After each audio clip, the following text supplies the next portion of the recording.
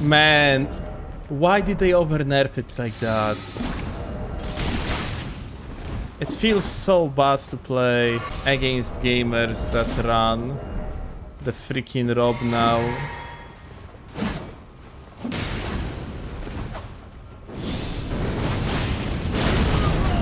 Like, this fucking bleed application is pitiful. Man, Rebirth of Bobo. It's legitimately fucking so doo-doo now. I have seen someone on YouTube making a video titled that Rebirth of Bobo is still overpowered. Like, man, it's people have no idea what they are talking about.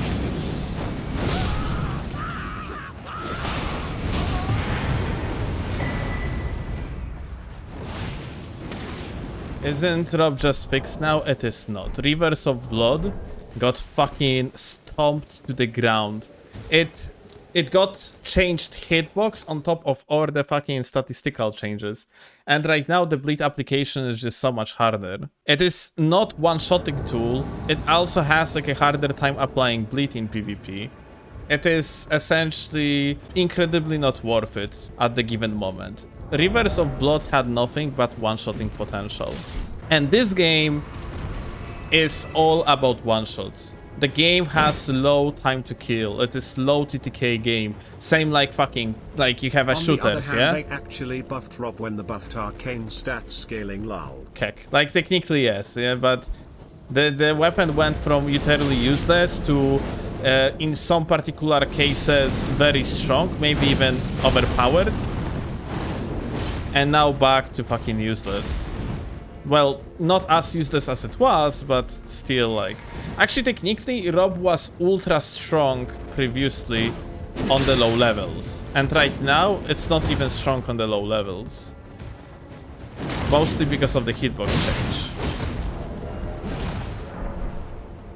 So yeah, it is fucked. Why change the hitbox? Lol, exactly for that reason. Rob was way stronger in PvP than in PvP. However, it never really could compete against the top-notch bleed builds lol.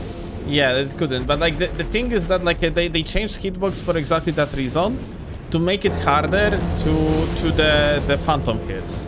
But ultimately, with all the other changes, it made the weapon very bad now. And yeah, like back to the topic. Like, so the game essentially is low TTK based. Like the build that I am like not running right now is not really well optimized for the sake of how it's really supposed to be played. Exactly like in shooters, for example. You have like a low TTK shooters, you have high TTK shooters, like essentially TTK as time to kill, yeah? So you have like a Counter-Strike, which is low TTK shooter. You have also Apex Legends that is high TTK shooter. And yeah, like exactly like that would be very suboptimal for me to run let's say pistol and fuck, I didn't look at the thingy. To run like a pistol and shoot people only in the ankles in CSGO. Like for example, I think like the lowest damaging pistol in CSGO is like Glock, yeah? That's without a doubt, it would be really not worth it to, for example, just do only that. And many people that are used, for example, to Dark Souls 3 and they don't really want to adapt to the new game and rather just fucking complaining about how the game is bad and so on. They just have like that fucking mentality that they want everything to hit like you would be shooting with the Glock on the fucking ankles in CSGO, yeah? Rob was a noob stomper for low-level invasions.